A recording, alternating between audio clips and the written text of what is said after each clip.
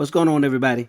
Welcome back to Real Talk with Darius. I'm Darius, your host, and remember to hit that the subscribe button, like, comment, set your notifications, and share this video so you don't miss any other videos or any other content that'll be coming out soon. Okay. Now, I have a special presentation for you, and this is what's recognized nationally as Black History Month. Although I personally don't necessarily celebrate it like I used to, because what other ethnicity has a month where they celebrate their history? So it makes no sense to me.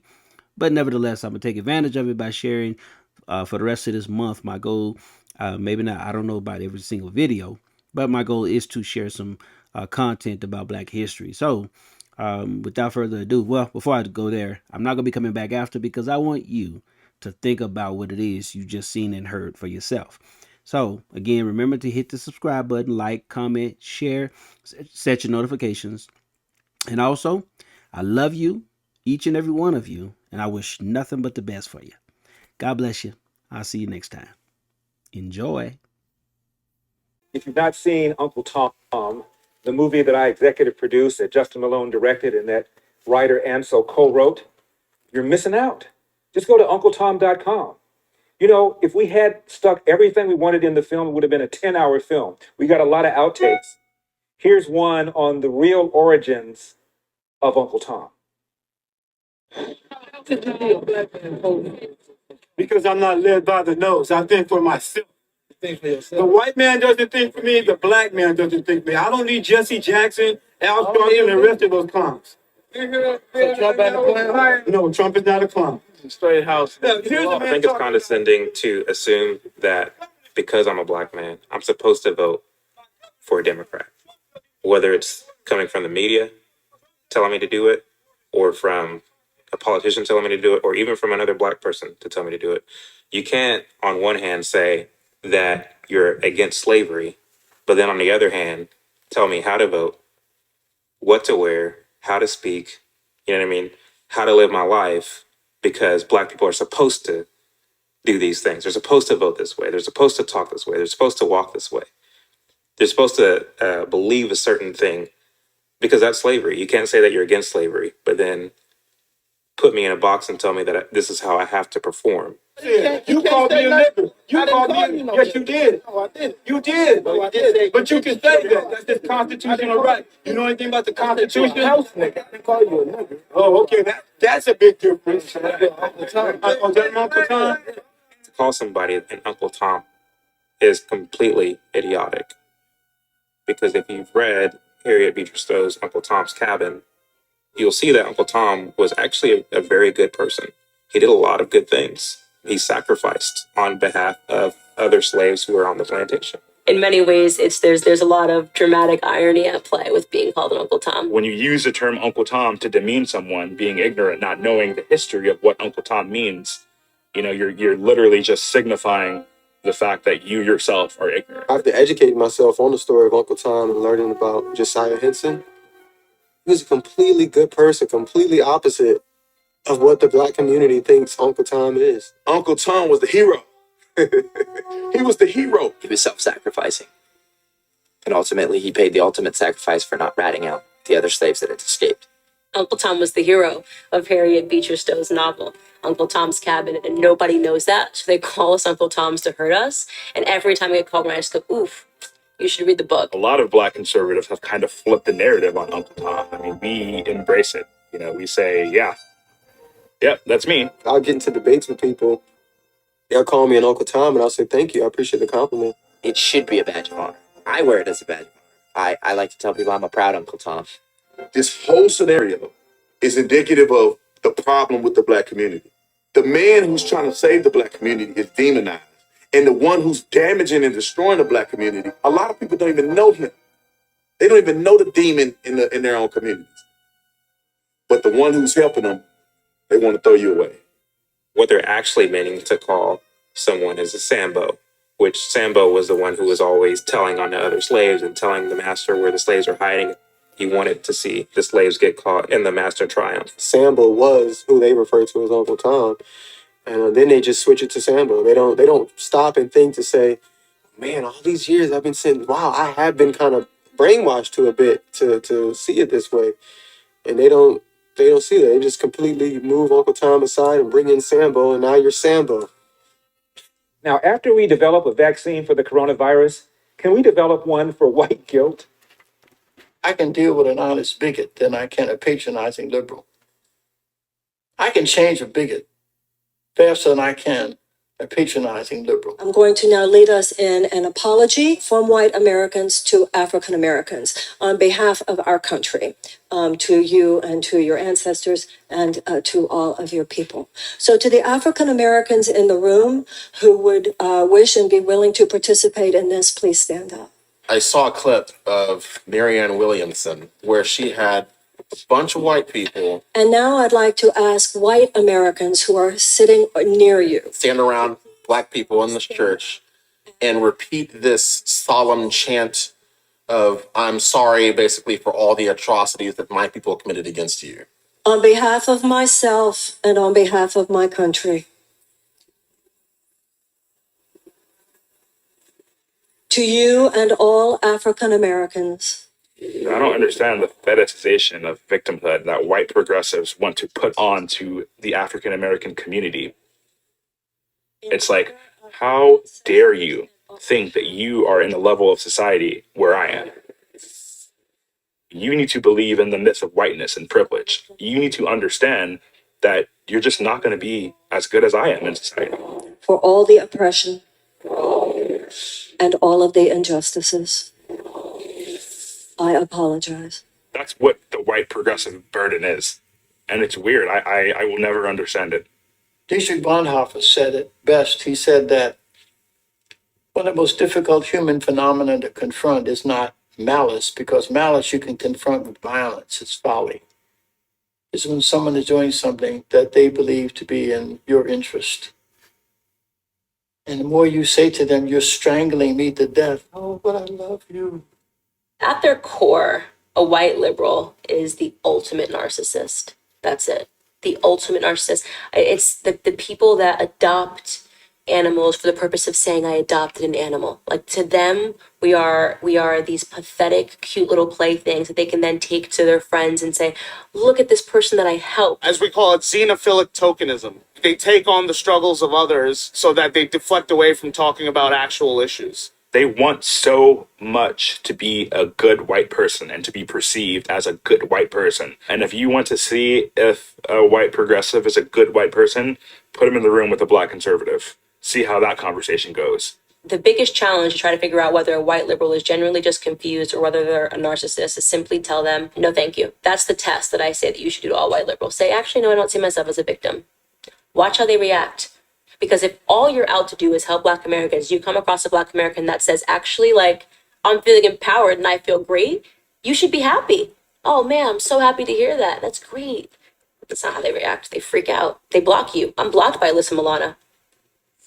When someone says that they're progressive, they shouldn't automatically be perceived as caring, non-racist, non-bigoted. Most of my experiences of racialized dialogue in a negative way or in confrontations with white progressives who I guess hate me because they hate racism. Just yesterday, I got a message from a white lady saying that I was a disgrace to my race. It was odd to me that a white woman would declare me a disgrace to my race based on her own stereotypes and preconceived notions of what minorities should think. They sell this idea of tolerance and inclusivity, and we love everyone and everyone is welcome here. But no, that's not true. We are only welcome there if we believe exactly what you want us to believe. They will act as if for you to rebuff their overtures of sadness or apology is in itself the most despicable crime. It is because the modern white liberal needs you to be a victim. They have weaponized the notion of being a victim, and various minorities have latched onto that, and it has become the identity that they've taken on. What message is this sending to these white people that are having to go out in their actual lives or their workplaces or whatever and like deal with black people. The message that it's sending to them is that you have to walk on eggshells with this person. This person's going to be a perpetual victim, and I'm going to be so afraid to interact with this person as if they're a human being that I'm just not going to interact at all. And I think that that is the real result of all of the woke, splaining, anti-racist, intersectionality crap. Finally, there was a lot of love for President Donald Trump after these young black Uncle Toms visited the White House. Hello. We love our President Trump. Guys, thank you guys. USA. USA, that was It was phenomenal. great. Amazing. Illegal. It was great. That was one of the greatest experiences of my life. I would never forget that. It was wonderful, man. It was beautiful. Absolutely. Look at all these Uncle Toms, right? Free thinking blacks. It was fantastic. It was amazing. It's such an honor to have been able to get there and even see the president in person. It was amazing. I just met the president, man. He told me I was the flyest guy in the room. It's an honor. Thank you. You know, they didn't think I would be here, guy from the streets in the White House. I never would think I'd be one of the first in my family to be invited to the White House as a black man. You know, not too many people get to that amongst black families. You know, so it's good that that actually happened, you know. I made history in my family. Amazing experience, lots of regular Americans getting in there, having an opportunity to share laughs with the President of the United States. It was a great experience. I shook his hand. I lost my voice a little bit, so I'm sorry. It was amazing. See the president, see the vice president, see many black American conservatives. So it was just legs, energy. This is just me and her third time. So every time we go, President Trump, he's like so funny, and it's just lit. The energy is amazing every time. You feel warm. Electrifying. Like, I caught chills. As soon as he came in, the way the crowd erupted in there was like. The president said we blew his ears out. Got a chance to listen to all the things that he's done for the black community. And I'm just grateful for this president. I didn't support him the last election, but after seeing what he's done and that speech he gave in there, he's convinced me. I'm voting for him in 2020. He made it very clear that he is here to put America first. You know, we have people suffering here, but meanwhile, we're spending so much time and energy devoted towards illegals or people coming to this country unfairly. And, you know, Democrats have made a mess of our inner cities, but he is really trying to root all that mess out and really help people in the ways that are actually effective, rather than the empty lies and promises that Democrats have been giving, but we haven't had any results. People are waking up. People are changing. Humans are naturally conservative because we're humans. You grow up being taught to work hard for what you got. You don't grow up being told you're going to get something because you just want it. You're saying, like, you ain't got to work for it. When I went in the store and I tried to get a Snickers and they ain't had no money for it, Mama smacked my hand, put that Snickers back. You can't afford that. You know what I'm saying? But Democrats, they say, hey, we give you everything for free. That ain't reality, because nothing is free because we pay for everything with our taxes. They work for us. It was Donald Trump who woke me up, man. At first, when he was nominated and he was elected, I was not a big fan, but to see the things he's done for the black community, to see things he's done for America in particular, I'm a huge fan now, and he has my support 4 more years, and I'll be voting for Donald J. Trump. See you there. And when he told us, when he asked us, what the hell do we have to lose? I said, that is exactly right. Our schools are horrible. Our communities are horrible. We got to do something. We have to do something about it. And he is. But I know with him, we're going to make a big change here in America. I think a lot of African Americans are waking up and they're coming to the realization that Trump is great for America. Trump has done so many fantastic things, not only for, you know, what you think the white people or the rich people, but for the black people, for the Asian people, for the Latino people, for everyone. He has done something amazing, and he will keep doing things amazing. And when he is elected in 2020, he will continue to make this country better than it was before. It's easy to get excited about our president who is putting your needs first.